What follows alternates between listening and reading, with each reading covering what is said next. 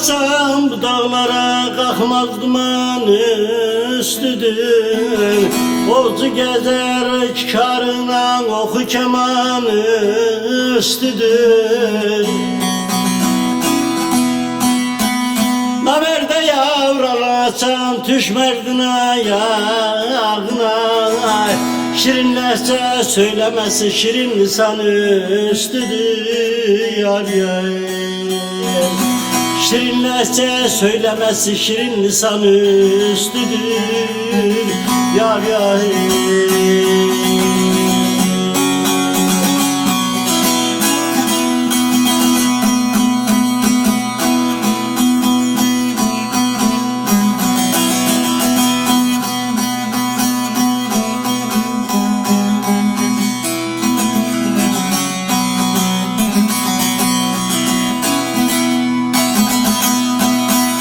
Bir bülbülün gonca gülü kayıt düşse yadına.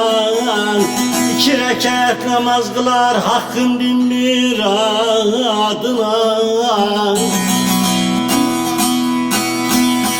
Kay merdan tecrüb kıldı Cebrail kanadına.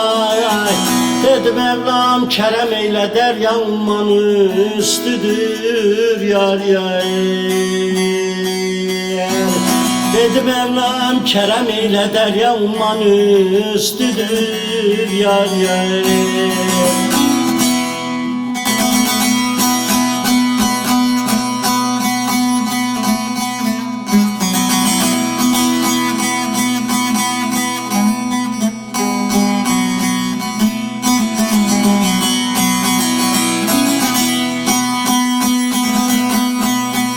Recep diyer belan doldum her ilmin hayatına.